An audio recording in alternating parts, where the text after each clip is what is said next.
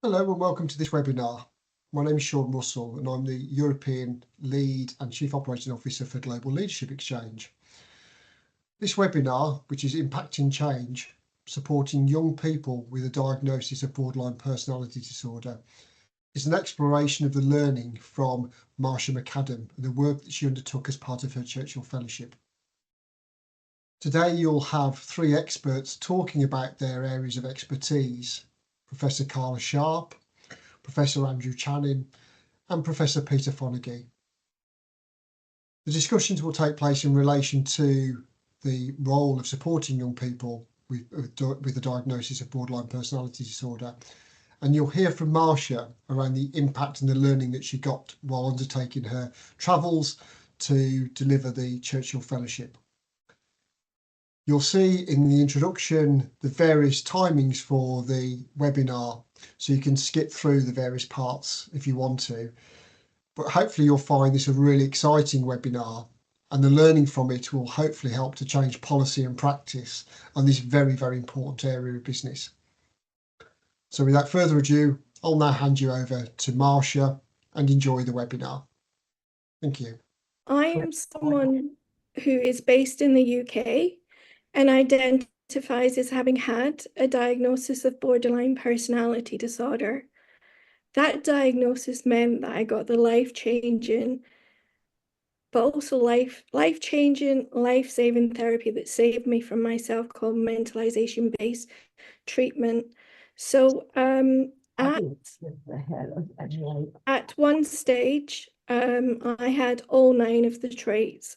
So 1 minute feeling happy, crying, screaming, laughing, so many different emotions going through my mind at the same time. And I used to be someone who was in an accident and emergency a lot. And it was only after a near fatal overdose in 2008 that I was finally referred for mentalization-based treatment that gave me the tools to be able to understand why I felt the way that I did. The advocacy stuff that I do here is because I don't want others to feel that pain of the self-harm and excluded from services and everything. So, but sadly happens a lot here in the UK. And when you're given a diagnosis of borderline personality disorder or emotional unstable personality disorder or complex emotional needs, sadly, you do not get the right care and support that you really should be having. And so I've been working to raise awareness for the last few years around the stigma that comes with that, with Professor Peter Fonagy here in the UK. But then a few years ago, when I did some work for International BPD Awareness Month, the Global Leadership Exchange held a round table, but through Peter, we got Andrew Channing, we got Carla Sharp and others. And it was through that and learning about their work that I thought, hey, I really want to go and find out a bit more about that, because as I was doing something called Tale of Three Cities, I then began to see that I could have had that early intervention in my early 20s, and my life trajectory would have been so, so different. I, at the minute, need to use social care for my, because I've got fibromyalgia, chronic fatigue, and a few other little bits in the mix with reoccurring depression. I have a mobility scooter for independence, but it's seen me go to America, it's seen me to go to Australia and everything. That thankfully, when I presented at the Churchill Fellowship, I said to them that I'm quite well known within the mental health community, but I'd like them to highlight the social injustices and inequities that someone like me will have received, and that some of the things that happen should be everyone's business. You know, we should be really fighting for our young people, especially since COVID, because I don't want them to go on to get those unhealthy coping skills. And that, so I've basically been around the world in the last year. And so I will start you on my whistle stop tour. So I got to go to Australia. Can someone show the slides for me, please?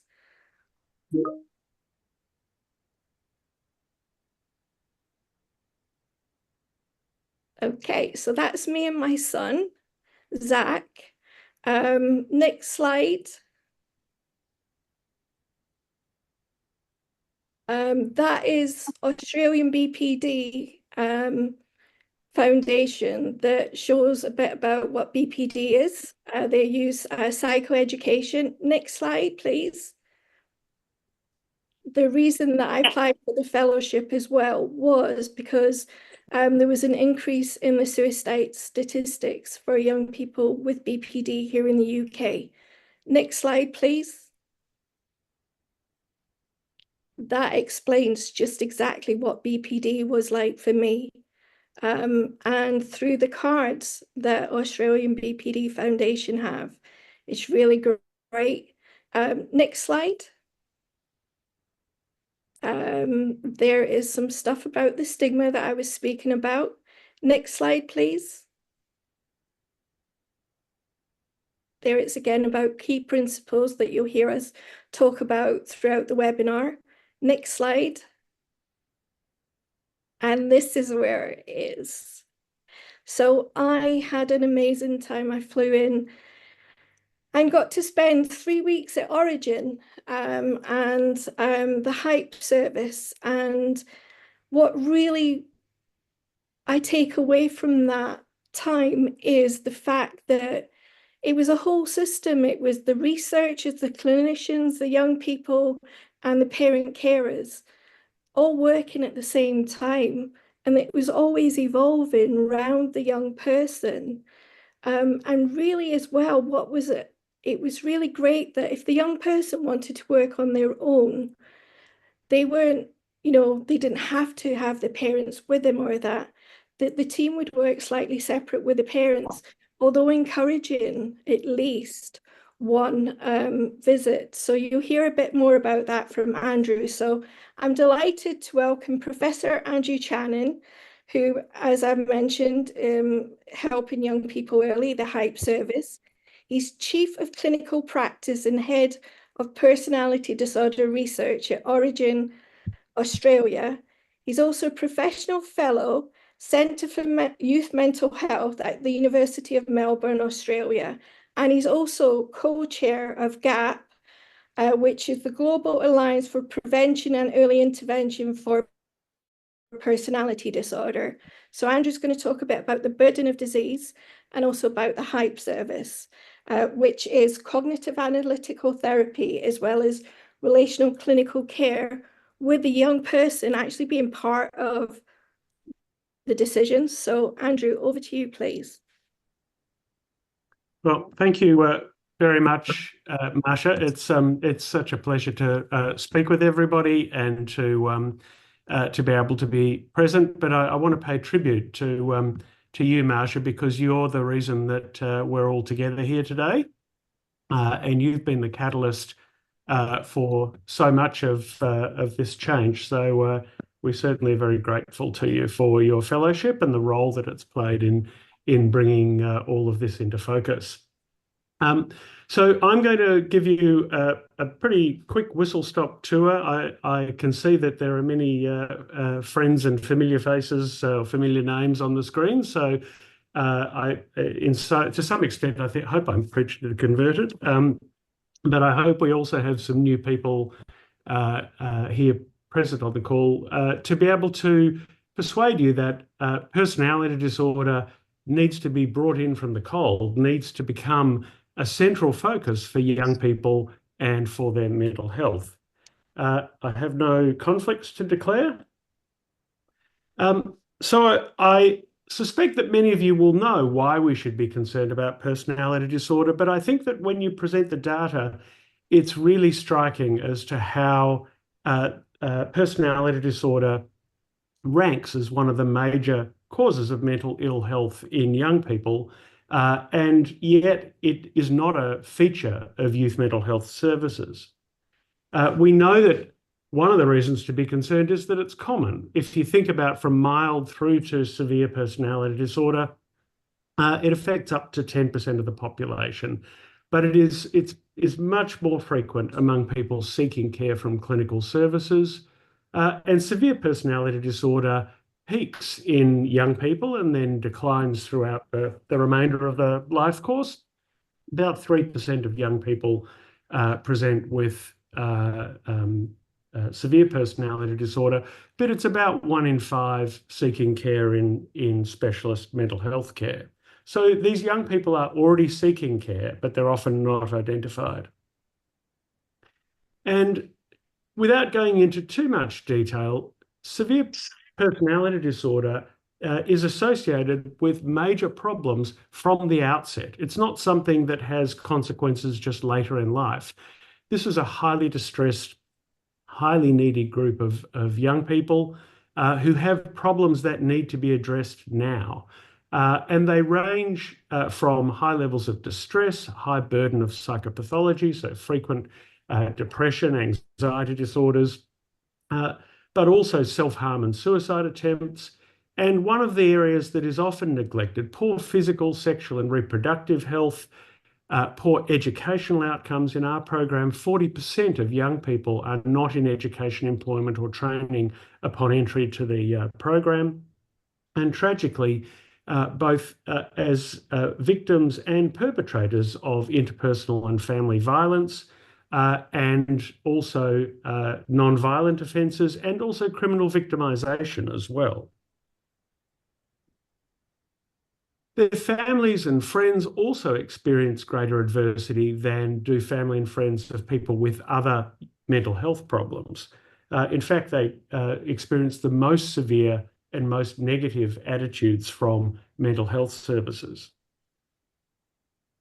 And personality disorder also has downstream consequences. It acts as a gateway to a broad range of very serious personal, social, and economic costs. And I'll often say that our interest is not really narrowly in personality disorder. It's actually in people who are likely to have or highly likely to have poor outcomes in life.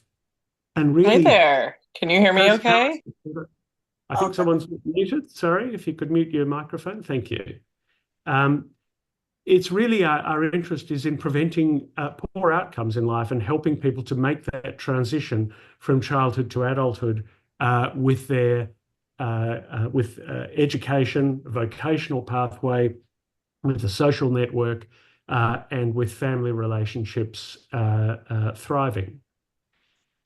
So we know that education and employment outcomes are among the worst for all mental disorders. We know that these downstream effects persist for decades, that personality disorder is more strongly associated with high unemployment and disability pensioning than depression or anxiety, that the cost of illness is very high.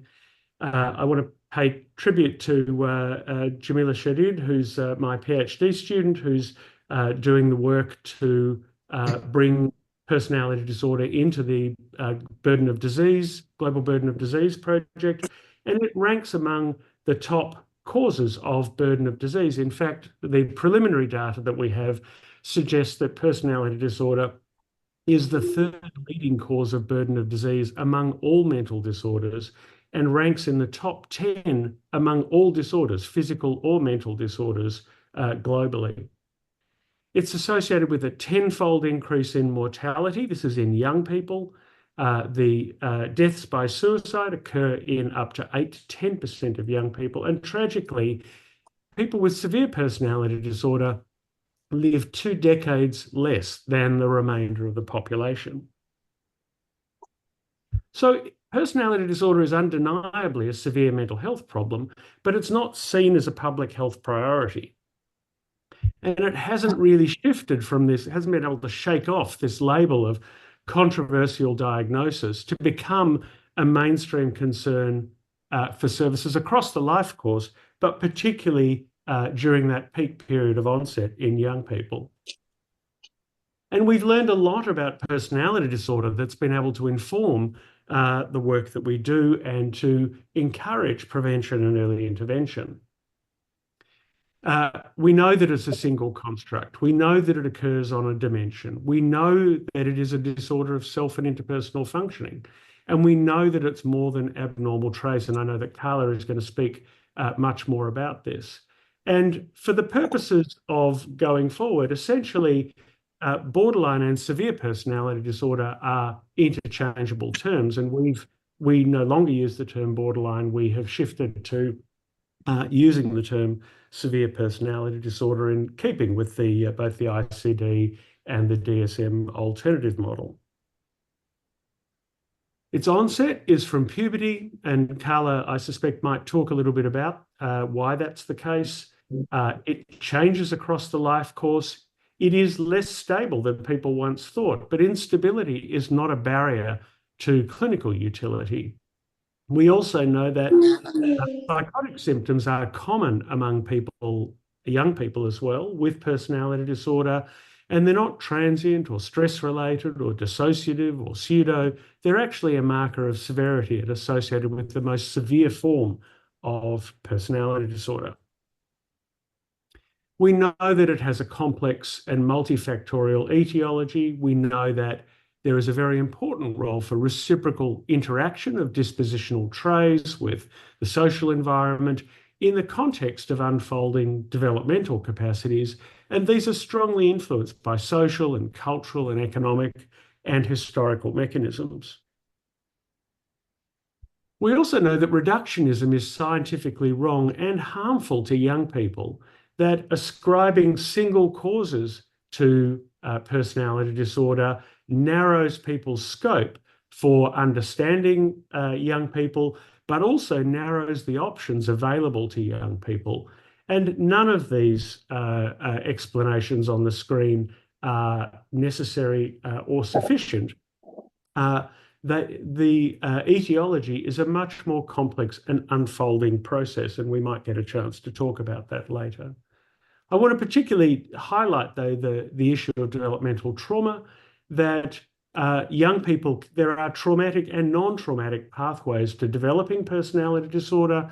We know from high-quality population studies that adverse experiences in childhood are very common in the community. About 2/3 of people will experience adversity as they are growing up.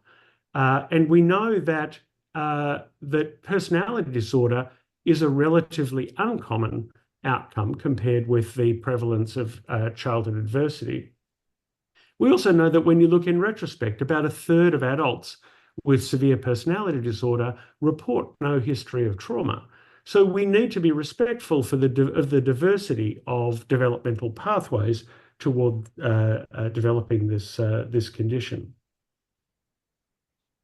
We also know that treatment's effective. We know that medication as a primary treatment for the disorder is ineffective. We know that treatment outcomes are modest, and we haven't got the answers to all of this. We need to do better. And we also know that no treatment, either in young people or adults, has had any appreciable effect upon education or employment outcomes. And we know that early intervention leads to the application of earlier and effective treatment. And one of the messages I hope you take away from this is that treatment for most people is not rocket science. We know that individual psychotherapy is not the bedrock of treatment, it's an additional component. And sadly, we know that those people who really need services are usually the people least likely to receive them. Peter's going to talk a lot about stigma, but I want to highlight the fact that from my point of view, or our point of view, bigotry and sectarianism are the biggest barriers to reform. Personality disorder is highly stigmatized, mostly by clinicians rather than the general public. And I want to distinguish the label versus the beliefs and practices, because these are highly variable across the world. And often they are mistaken for the diagnosis itself.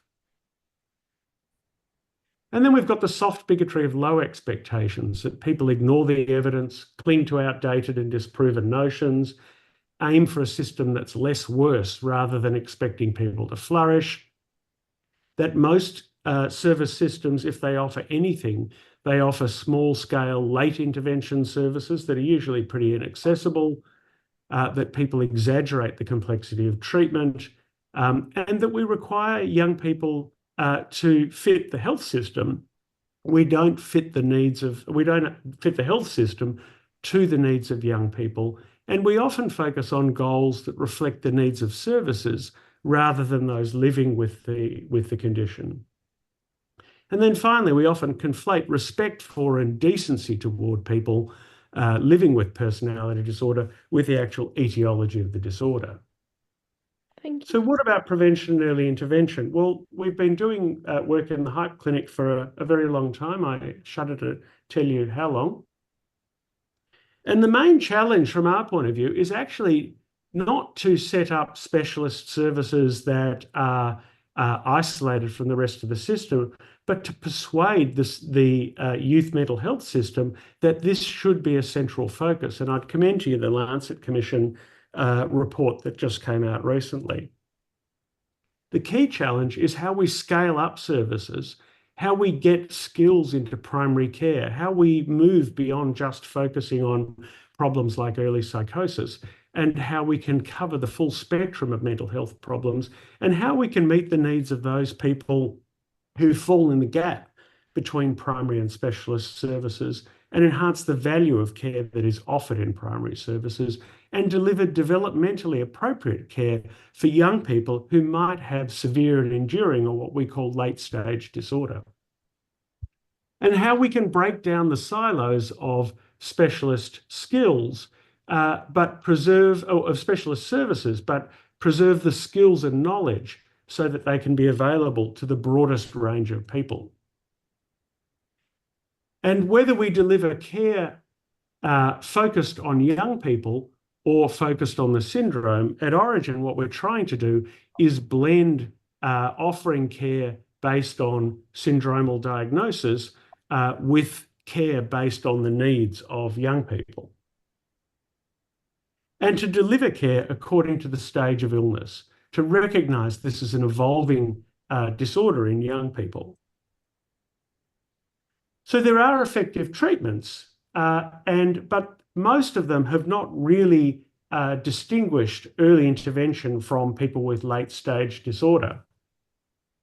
And so HYPE has developed a model for early intervention that has really been born of a range of randomized trials that have focused on a range of problems, whether it be looking at the basics of treatment, or whether it be looking at how we best intervene with families, how we deliver that intervention, whether it's online or whether it's in person, and also how we respond to problems like psychotic symptoms among young people with personality disorder, and how we tackle vocational outcomes, because these do not respond to psychotherapy type interventions. The most influential study that we've done was the MOBI study that was we published a couple of years ago in JAMA Psychiatry, and essentially two arms of that trial used a non-psychotherapy intervention, and what we found was moderate improvements on the primary outcome of psychosocial functioning, and marked improvements on the secondary outcomes, including self-harm, depression, and suicidal ideation. But importantly, we found that client satisfaction in all three groups was high and remained high throughout the study. So, as a result of this, we thought our model, and we have focused mostly on delivering care as a service and adding psychotherapy as the optional item, which most people take up. but that we think that the most important ingredient is the service model rather than the individual psychotherapy, that the individual psychotherapy is the icing, not the cake. So the question really is not what's the best therapy for personality disorder, but how can we scale services to meet the needs of young people? And how can we deliver this appropriate to the stage of disorder? Thank you. And importantly, young people have the right to early access to a functioning and integrated mental health system that will welcome, respect them, and adapt to their needs. So we've developed a model called relational clinical care, which we've implemented, and it is centered not around the therapy, but actually it uses cognitive analytic therapy as the kind of lingua franca to develop a shared understanding with the young person, not by doing one-to-one individual therapy, but through a jointly derived formulation that might lead to ongoing therapy, but initially is used to develop a shared understanding with the young person of the nature of their difficulties. It's relational, it's integrative, and it's also reflective and collaborative. It allows integration of treatments that work. And so we have a broad approach to applying treatments that are effective for the range of problems that young people bring. Thank you. The entry, I'll just talk about the principles of relational clinical care, that there are a range of principles. And just to let you know, in terms of, I gather we're running out of time, that it's a team-based model, and that the experience of care for young people is that when you ask them, did they receive this care, did they receive the principles, young people will tell you, and this is Lily Vincent's work that she's just completed, that they experience those principles and that is the real world experience of young people attending the service. So I'll finish by just saying that access to services is an issue of social justice, and that not having brand name psychotherapy should no longer be a barrier to accessing early intervention. So thank you for listening. Thank you. And the four of us are going to have a conversation in a bit, so we'll be able to pick up a bit more on some of what I learned while you were there and while I was with you, and that, and probably some of that will come out from your presentation. I hope that makes sense. Can someone share the slides, the second slide for me with the pictures, please? My slides. The next one, please.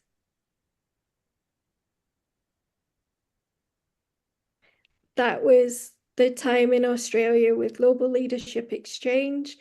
Anthony Bateman and Carla Sharp and the ISSPD Congress, which is the International Society for Study for Personality Disorder, I think. And yeah, met some really great people along the way. Next slide, please. Now this, I absolutely loved. Well, I loved it all. But this with the students, Carla, they're a really great bunch of students or researchers. Forgive me if the student and researchers and student and clinicians. And I really felt, well, I'm torn between hype. I loved it all. So I'm going to pass you now over to Professor Carla Sharp, who's the Director of Adolescent Diagnosis Assessment, Prevention and Treatment Center at the University of Houston.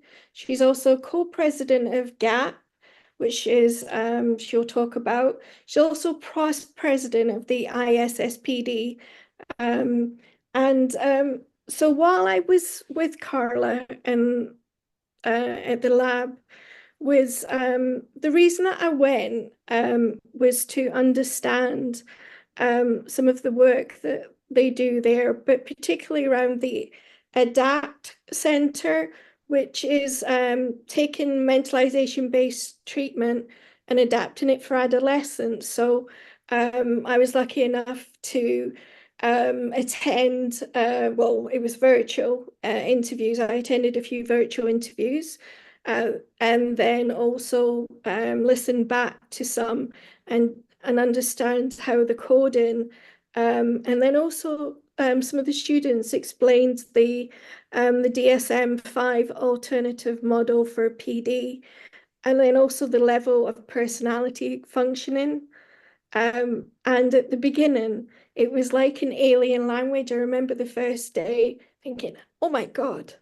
But then they got me and I got them. And it was I learned so much, especially around the criterion A and criterion B, which is what Carla's going to talk about. So, Carla, there's so much research out there, isn't there, for the early identification for young people really, really early on. So can I pass over to you now, please? Thank you so much. And I'm going to share my slides. And I also want to start us off by just, let me swap my presenter view here. Just by saying thank you to you, Marsha, for all the work that you've been doing, in prior years leading up to this focus on early intervention and prevention, but specifically also for bringing us all together around this topic of prevention and early intervention. So thank you very much for giving us a platform to show the work that we've been doing, and I'm really happy to be here. So as Marsha said, I'll be focusing a little bit on the work that we do at the UH Adapt Center, as well as our lab, our research lab, the Developmental Psychopathology Lab. I'm going to just give you a sense of what's been the background to our research program, as well as our clinical work. And it was really the discovery of these 5 myths. For me, I discovered these 5 myths about 15 years ago, that there were these barriers to access for care for young people with personality disorder. And I'm just going to briefly go through what they are and then give you a taste of some of the research that has debunking these myths over the last 10, 15 years. There's a mountain of research, but I'm going to try and just give you a sort of glimpse or an example study for each of these. Now, these myths are, first of all, that psychiatric nomenclature, and what do we mean with psychiatric nomenclature? We just mean the DSM-5 and the ICD-11. There's been a belief that the DSM and the ICD-11 does not allow for the diagnosis of personality disorder in young people. In fact, when I was training many moons ago, I was also told that you cannot diagnose personality disorder in young people. And so clinicians tend not to do it because they want to follow the rules of the DSM and the ICD-11.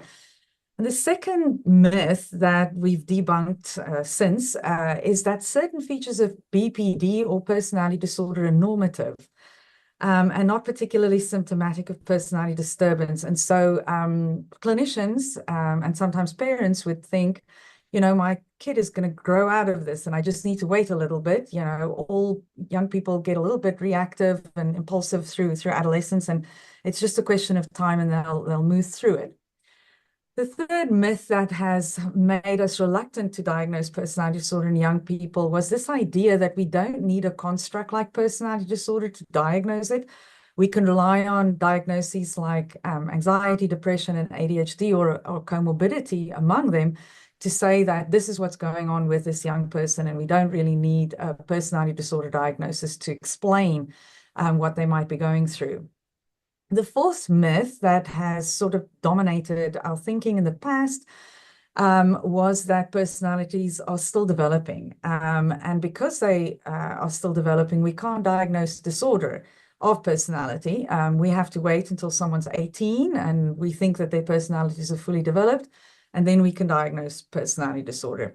And then finally, and this one is the one that clinicians will most often cite as the most important reason for not diagnosing personality disorder in young people, is that they don't want to stigmatize young people. And Andrew already talked about stigma a little bit. Peter is going to come back to that. But You know, we do know that this stigmatization of personality disorder is mostly among clinicians themselves, thinking that this is an untreatable disorder, that this is a disorder that, you know, says something about who you are as a person, and that therefore we don't want to hang this label around a young person at the age of 15 or 14 and so forth. So very briefly, over the years, we have discovered that personality problems is not something that most young people grow out of. There is a subsection of young people that get stuck, showing personality disorder problems.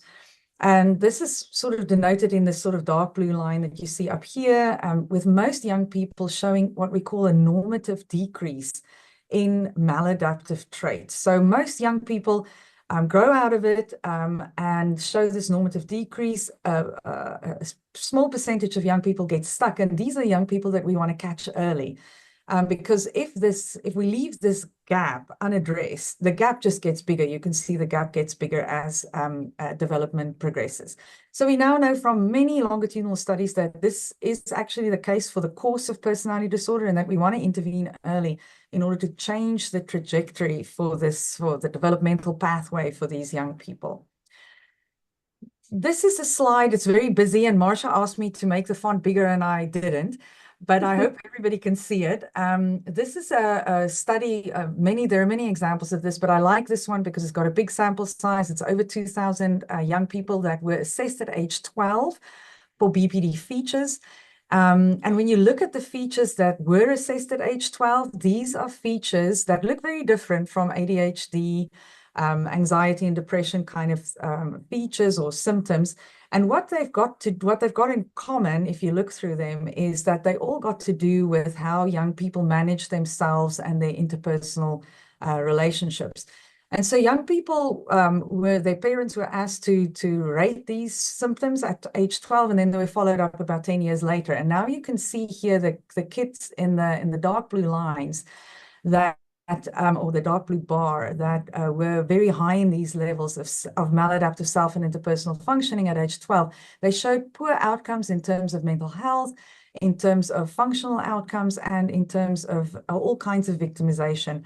Importantly, what the authors did was they controlled for anxiety, depression, ADHD in the next set of analysis, and showed that all of these findings for these poor outcomes held even when controlling for internalizing and externalizing problems. So this tells us that there is something special about these symptoms of maladaptive self and interpersonal functioning that goes beyond the old traditional Axis 1 disorders.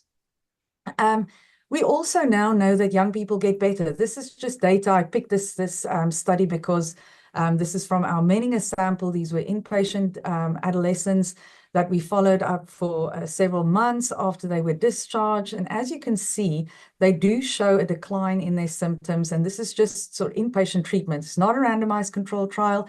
Similar reduction in symptoms have been demonstrated in randomized controlled trials.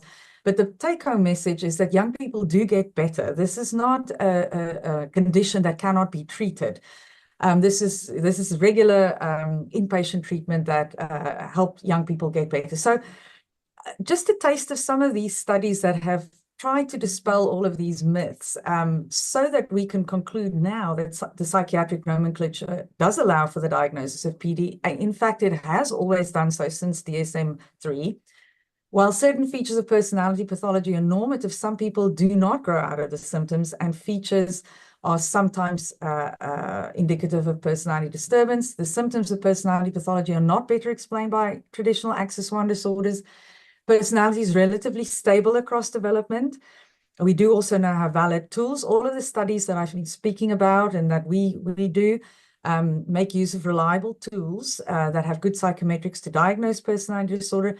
And then personality challenges do improve in response to treatment. And people like Marsha have asked us to identify the underlying problems so that they can be treated early. So that's sort of been one set of research that have influenced the work that we do at the ADAPT Center. The other one was just thinking about how do young people's personalities develop. And I want to share with you the work of Dan McAdams, who have painstakingly reviewed many decades of developmental research on personality development. And he's come up with this very nice model that tells us that when we come into the world, we have a certain set of dispositional traits. Some of us are more emotional, some of us are more impulsive, some of us are more reactive. And it's by and large genetic.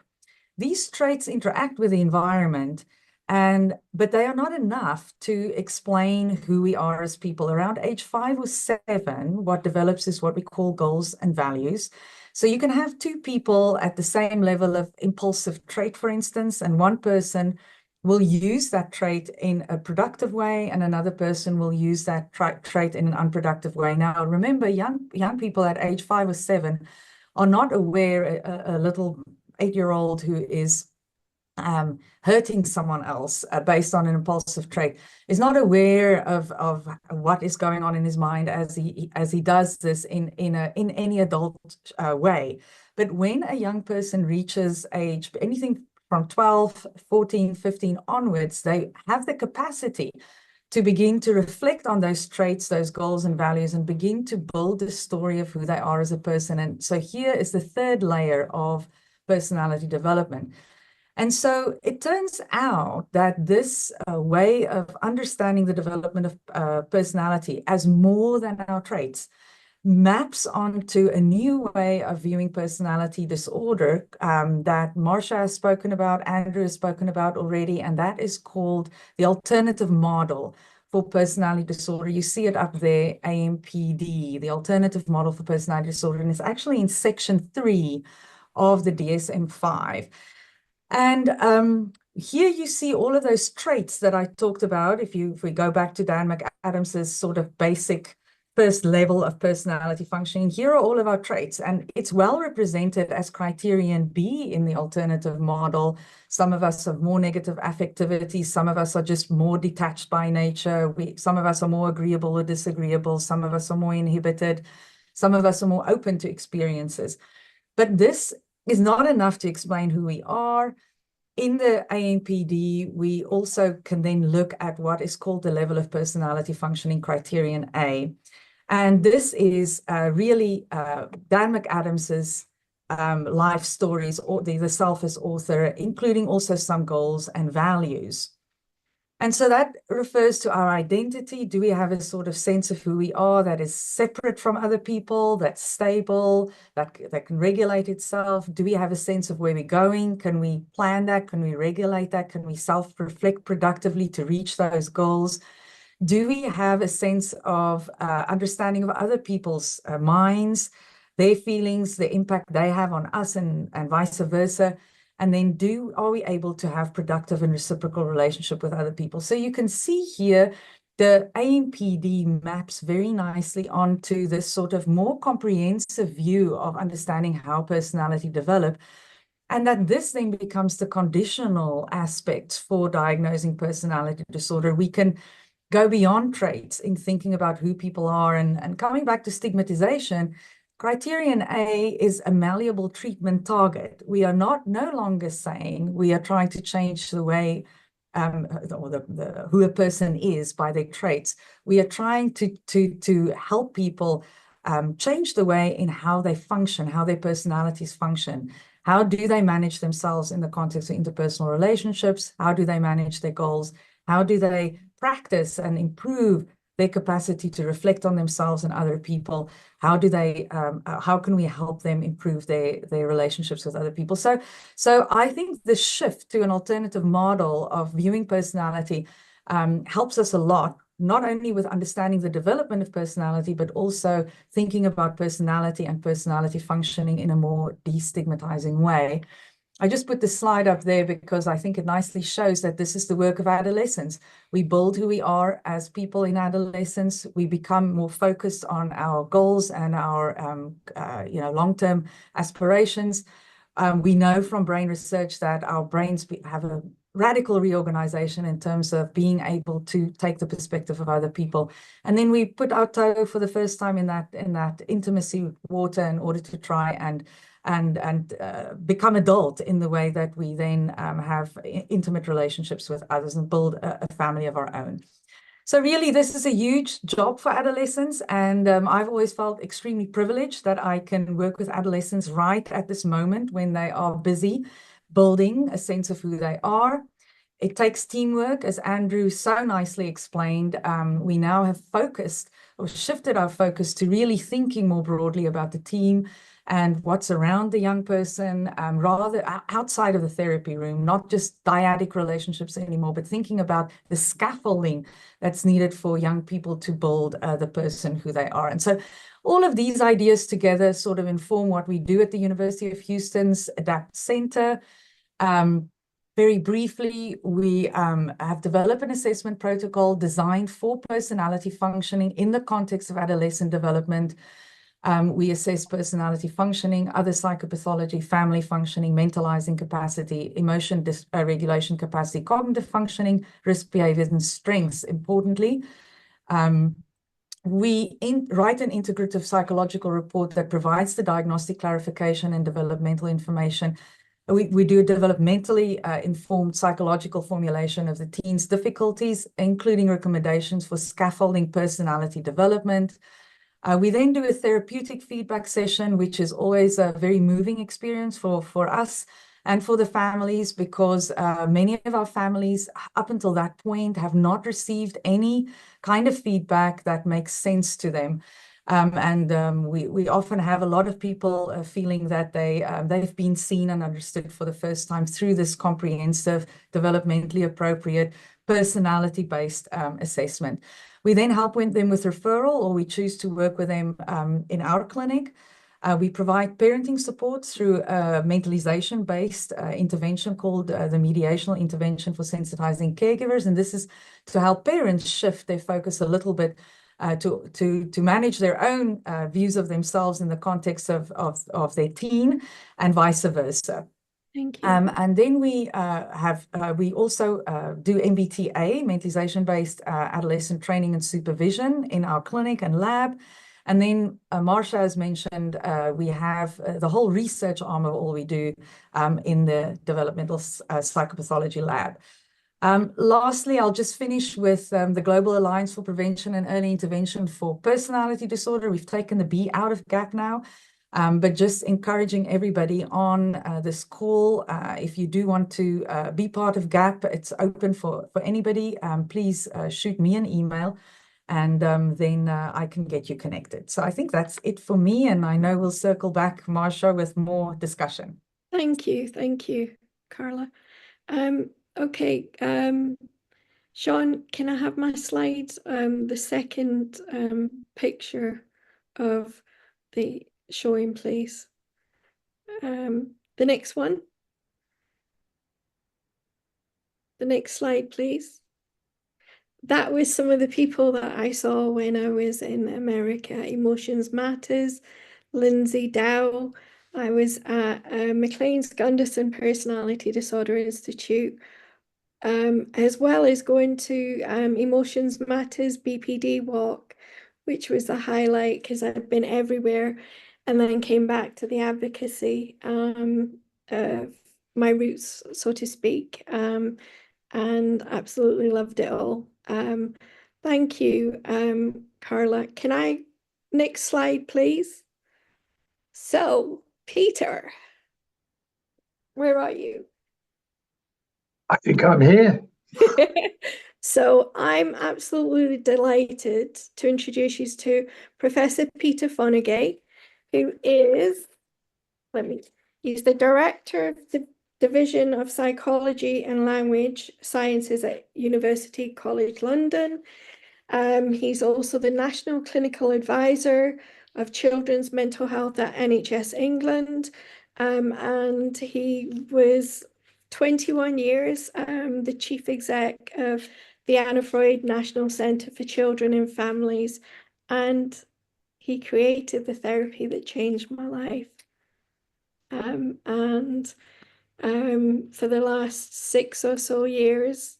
We've been partnering up, and I really can't believe it. And I am biased because of the mentalization based treatment. And I'm now also an honorary expert by experience for the training team at the Anna Freud Center. I feel like it's gone full circle. And I know that there's various other talking therapies and that, just so everyone. And I had tried others, but for me, it was MBT. And I recently attended the MBTA and understood really about making the child inquisitive, being curious and everything. And it was really great to see some of that. But Peter, you're going to be talking about stigma. But before that, can we go on to the next slide, please?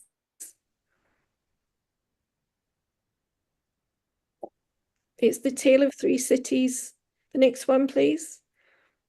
This was some of the work that we did. Tale of Three Cities Goes Global 2022. And the mural, Peter, I don't know if you remember, was some of the young people from Forward Thinking Birmingham created the mural and was thinking about what BPD was. So that was one of the things. But can you tell us about the UCL work that you've been doing for many, many years? And obviously, this is your life's work, plus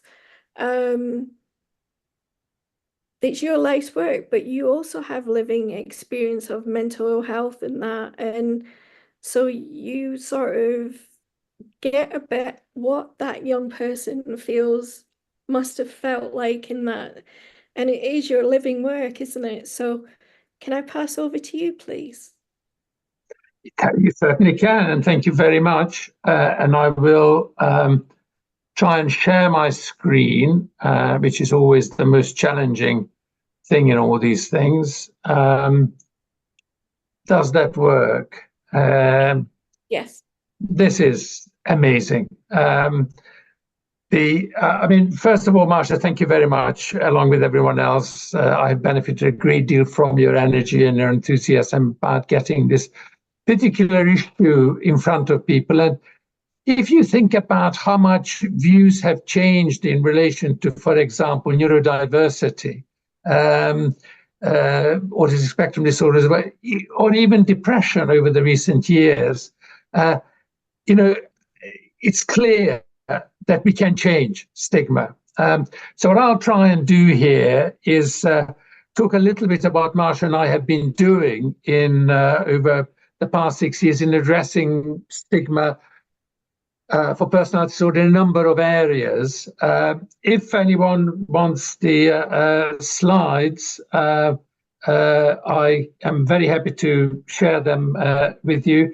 But clearly, what is needed are more occasions like this where we can surface what I think Andrew put so eloquently in such a brilliant summary is a case for addressing this mental health issue as energetically and as open-mindedly as any other. And as both Carla and Andrew identified, it is somewhere where we can make a massive difference, perhaps more than in many other areas. So why aren't we doing it? I don't know. But let's move on.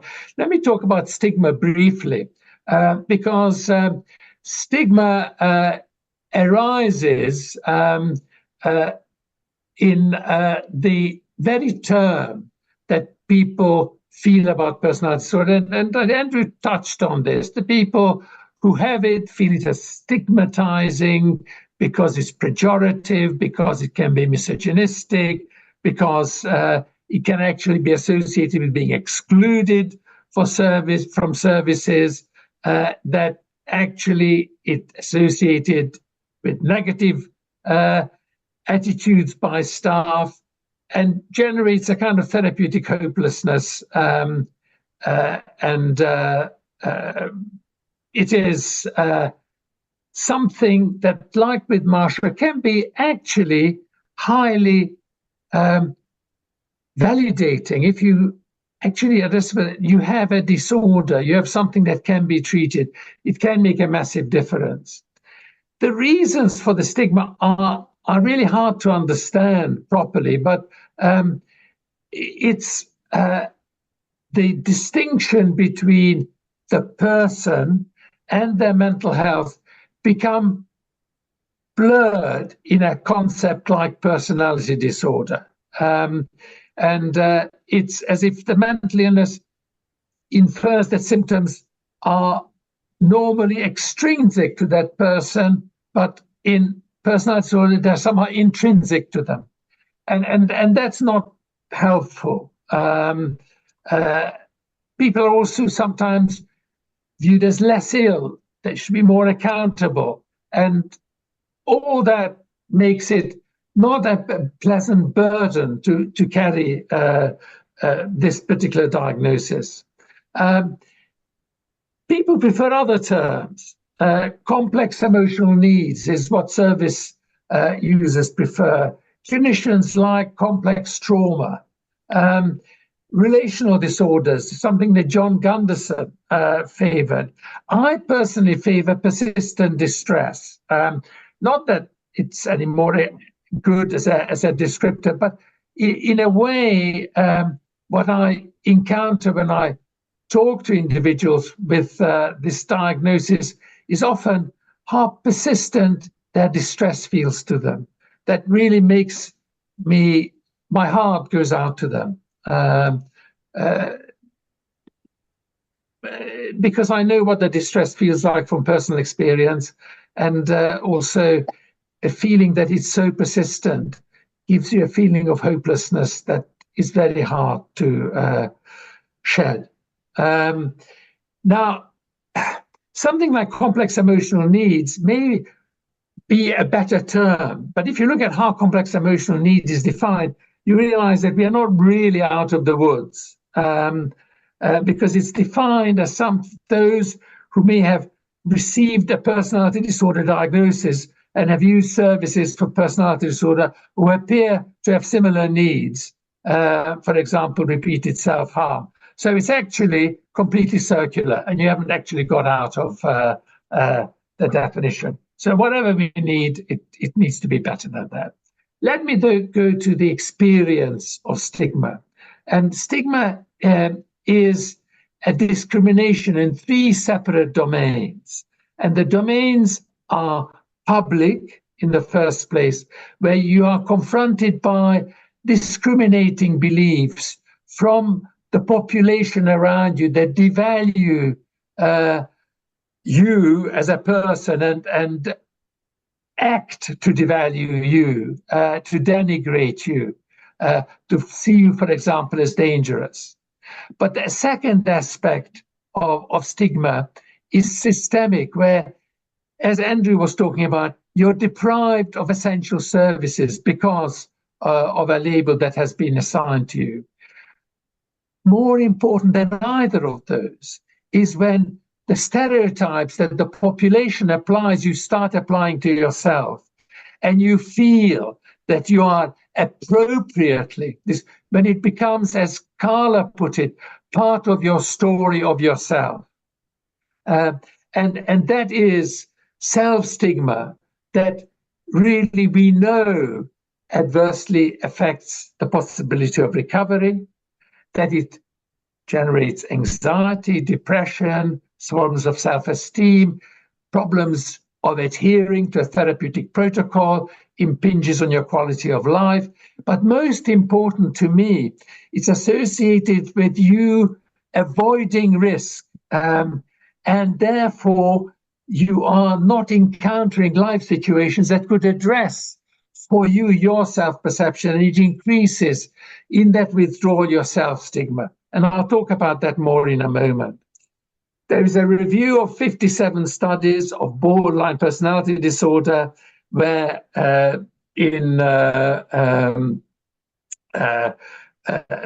studies of post-DSM-5 show that actually misunderstanding of diagnosis continue, that people want to diagnose alternative disorders, not personality disorder, that they don't disclose the diagnosis they've given, that they regard it as untreatable, that interactions with carers and professionals make people feel judged, make people feel denigrated, make people feel disrespected. And that shows in nurses' attitudes. And there are a whole series of studies that Andrew referred to, where these people with these diagnoses are really seen as difficult, manipulative, splitting staff, lacking boundaries, and they tend to consequently receive very little adequate care. And not surprisingly, this translates to the way people feel about the services that they are exposed to, that they feel that they are pigeonholed into particular diagnosis. They feel they have to educate their therapists to tell them what actually their life is like, and why and how they feel traumatized, that there is inadequate acknowledgement of the kind of experiences that they had being traumatic, or even being told that their trauma is somehow irrelevant.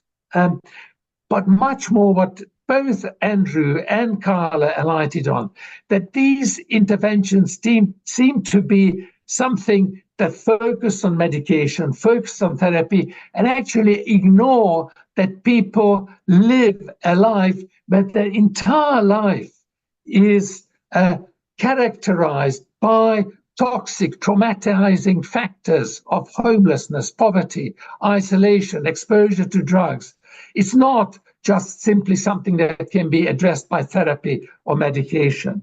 And in that, often their need for mental health support is not recognized. There's a mismatch between what is recognized and how these people present.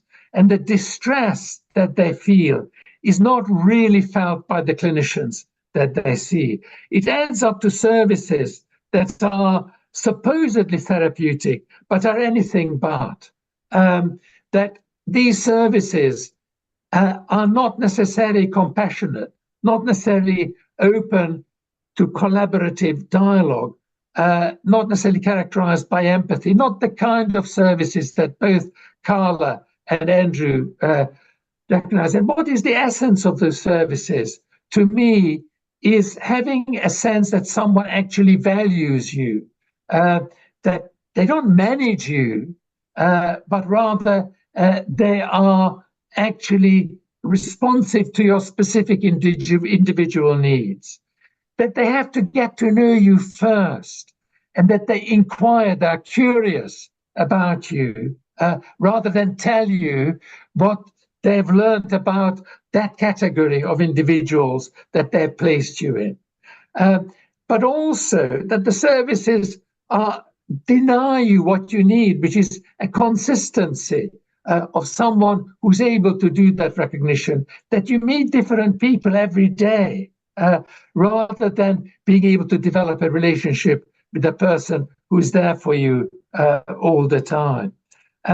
But the services themselves that you pass between are often disjointed, that disrupt you being able to develop a self-narrative of the kind that's more in keeping with a high level of or higher level of personality functioning that Carla was talking about.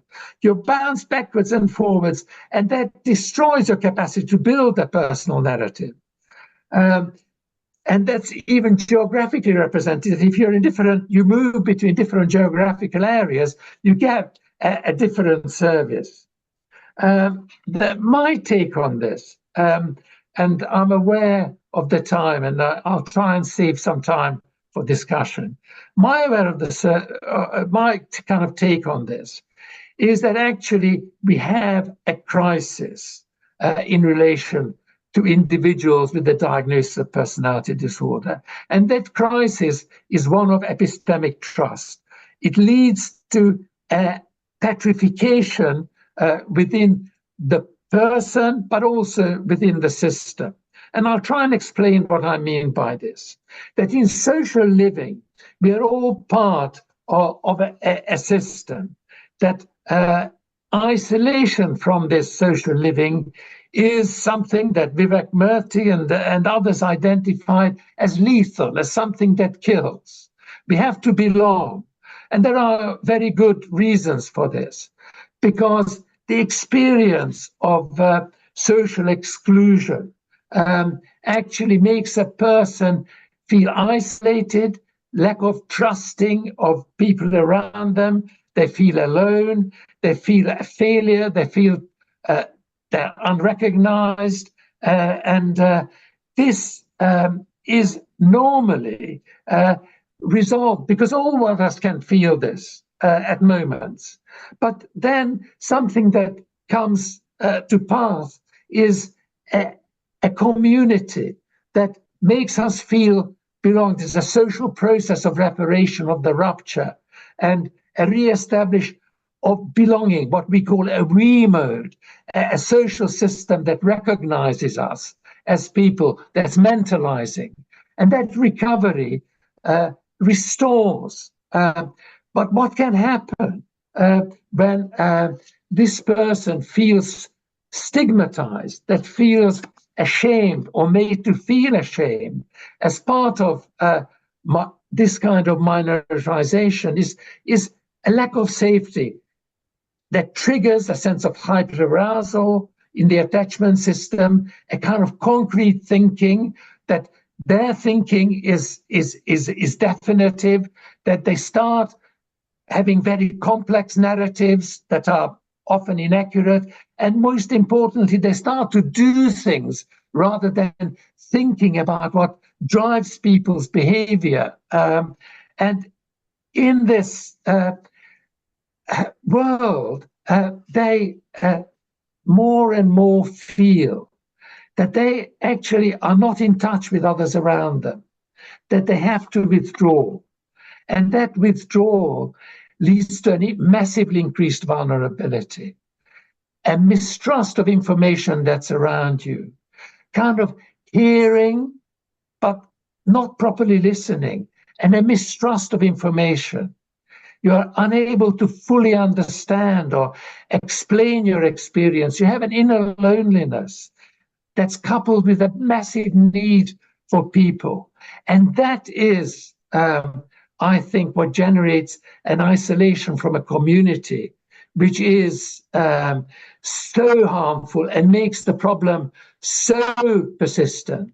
It experiences you feeling minoritized, and a sense of epistemic injustice, that you've been excluded from some common sense of knowledge, from sense of belonging, and a common salutogenic health-making process. And it leads to a petrification and oscillation of yourself, your world around you, that makes you feel everything is unmanageable. And this epistemic dysfunction, this isolation from the knowledge, from the experiences of the world around you, leads you to be hypervigilant, and at the same time actually is very vulnerable to believing the most improbable stories, because it's a dysfunction of understanding what should or could be believed, or what can be understood and should be reliably taken on board as something relevant to you.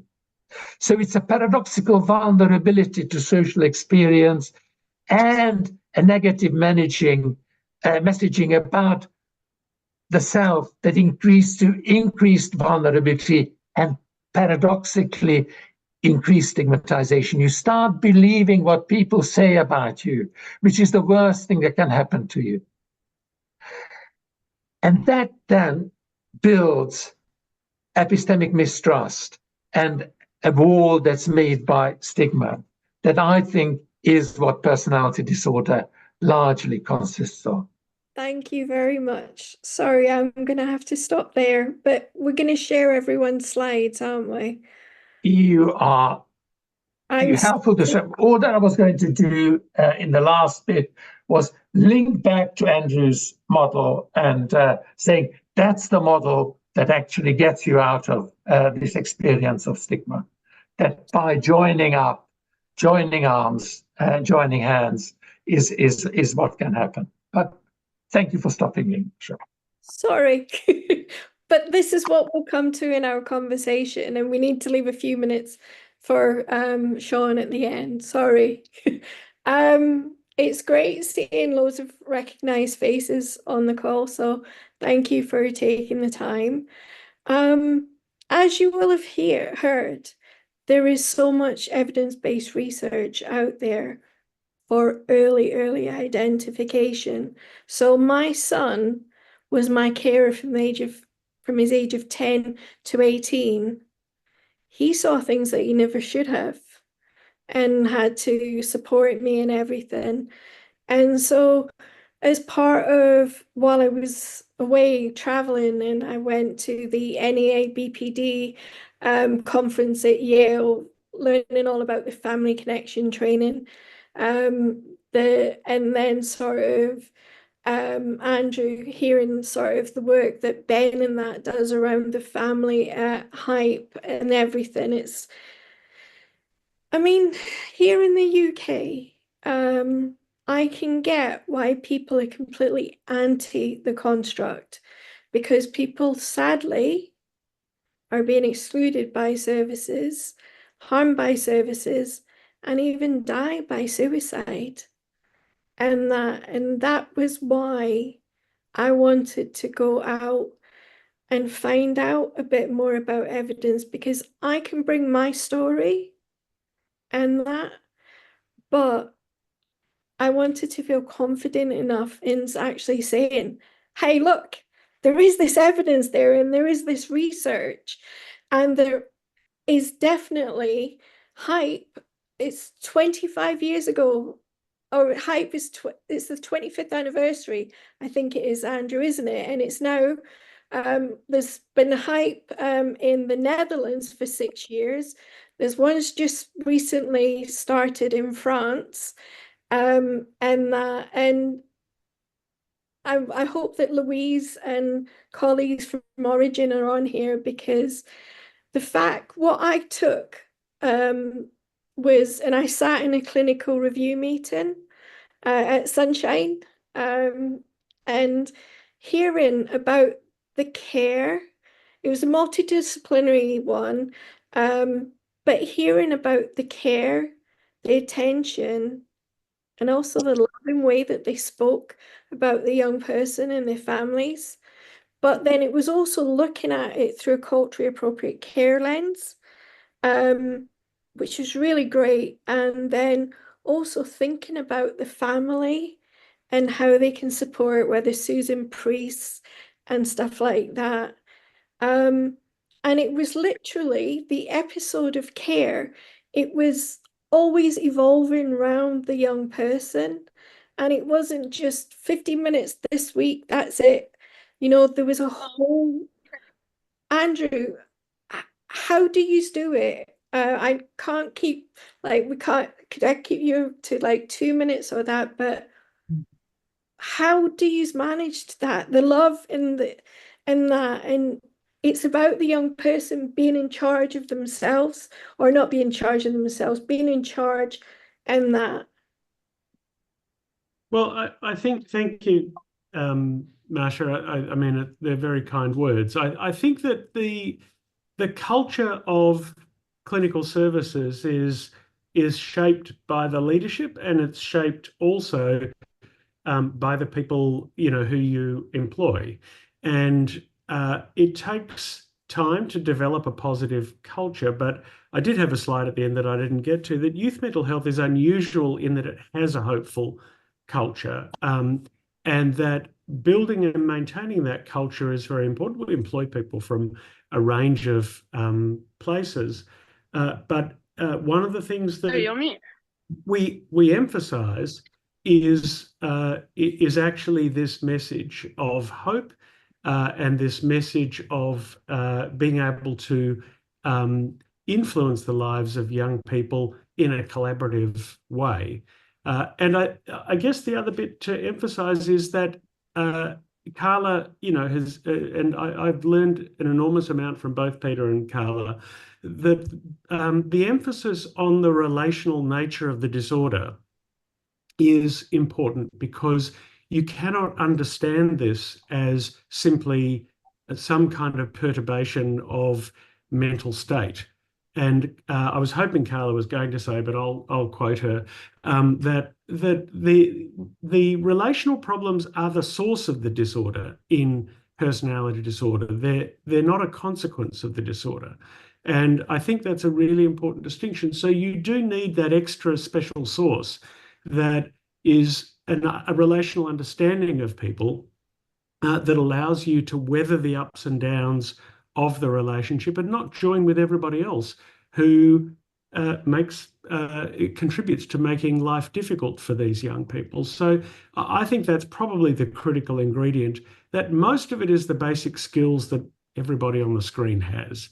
But you need a way of not getting drawn into the kind of whirlpool of difficulties and being able to weather the storm and navigate a pathway through to adulthood. Thank you. So for me, dealing with all those persistent distress and that, and a million thoughts going through my mind, and that mentalization-based treatment gave me the tools to be able to pause, understand one of them, and think, hey, yeah, that's right, anyone should be angry about that. But everything then, if you're complaining about services or that, it gets put down to your BPD. And recently, when I came back from America, and that I got really ill mentally, and I went to a place of safety for a bit, and the 7 days were up, and they were ready to discharge me, and I kept on saying, no, this is a different presentation to the past. This is not my BPD. And do you know what they said to me? They said to me, you have capacity. So if you're going to kill yourself, there's nothing we can do. And I basically said, I'm staying where I'm staying. You phone the police if you want to get me out, and I'll be, all of that. And it's taken you out of a psychological place of safety, but all that stigma from the past, it's her BPD in that. And what about the people that not like me, that don't have a voice, and that if this happens to me, and this is why I want to try and bring people together like this is my fellowship, is bringing people together, sharing good learning, but seeing how we can all join up together. That is one of the good things that I seem to have developed in that. And I guess I was hopeless before I went away. I'm more hopeful. This is just one part of my report, isn't it? I'm doing a paper one, although it's like pulling teeth because I'm not really good at stuff like that. But we'll be able to share some of the things. But what I really want to know is, this definitely is a public health priority, or it should be, shouldn't it? There is so much young people out there that deserve. Why did I get the MBT? But it took that I needed to be, I died twice in the near fatal overdose and that. And I guess, Peter, what do you think from my Churchill Fellowship that really I can do, if anything? Because it's a big thing. So do you think there's anything that I can do in my role?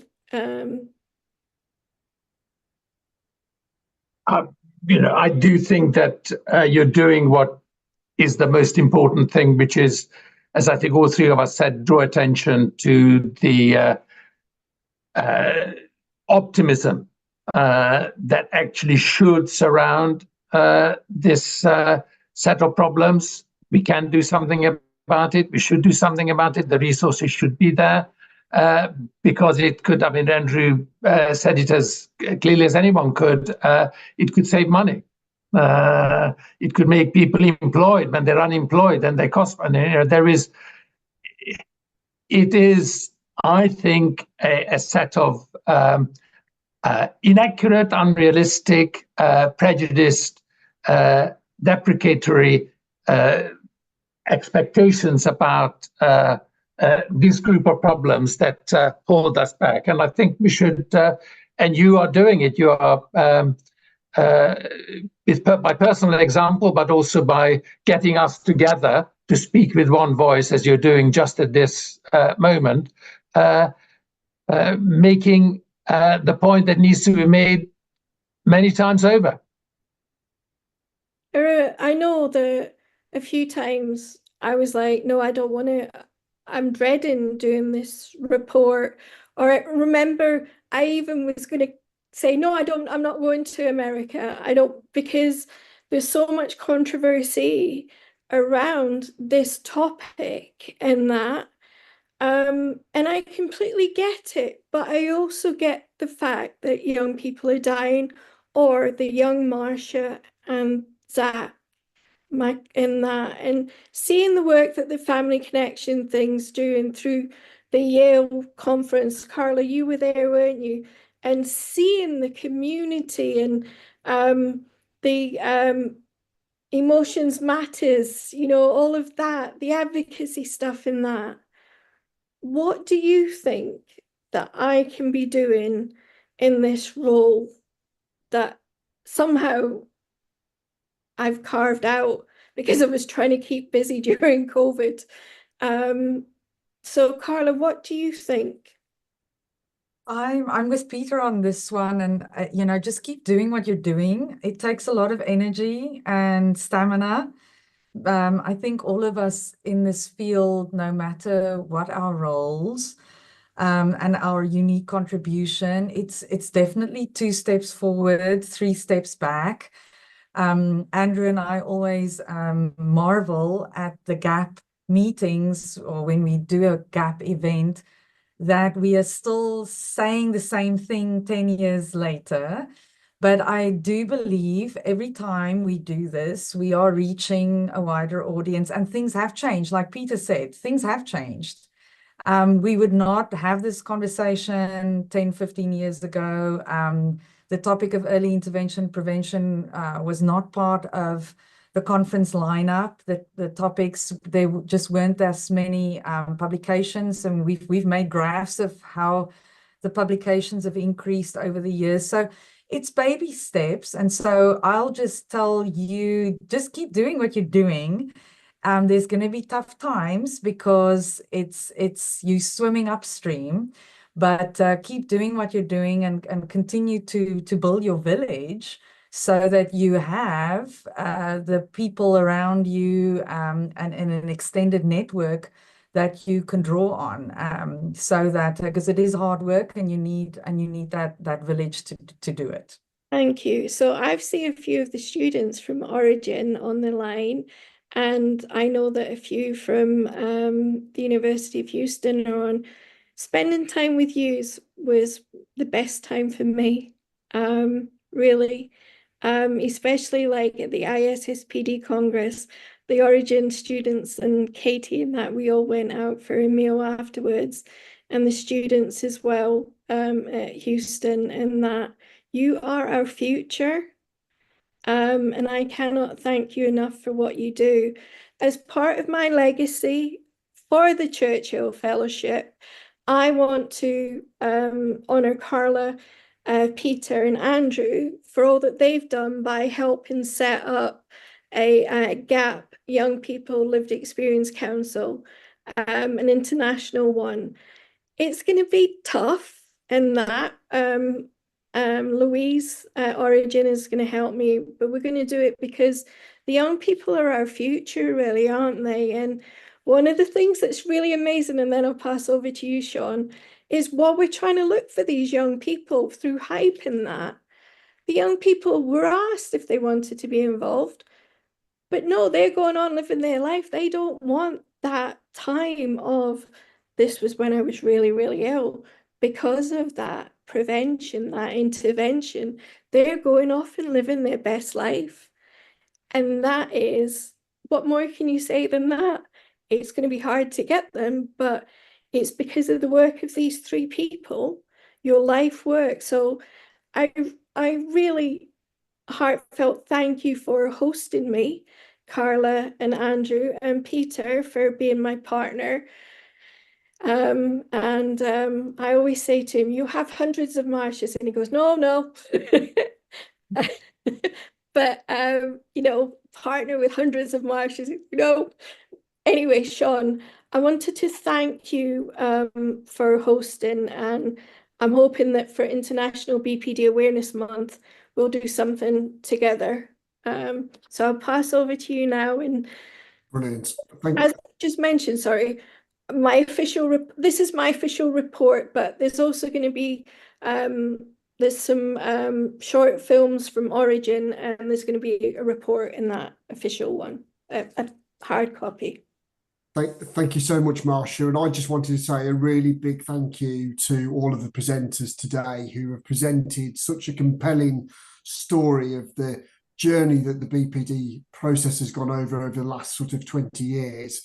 And Marsha, I think, is a great example of actually how, with great support, that actually you can move on that recovery and hopeful journey in a very, very positive way that is now turning into a really, really global superstar, I would suggest, based on what we've seen this evening.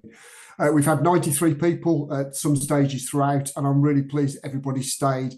I am very, very sorry that we haven't been able to answer questions in the chat, but actually I have taken a note of all of the ones that were in the chat. So myself and Marsha, with a couple of others, will write a bit of a follow-up blog in relation to the webinar today and post it with the video onto the GLE website. I am promoting GLE quite a lot tonight, so please join the message. It's in the chat. It's free to join for people, so please do that, and then you can get access to the recordings and the presentations that have been done today. Marsha. Can I just show the last two slides, please, because it's really important. Sorry.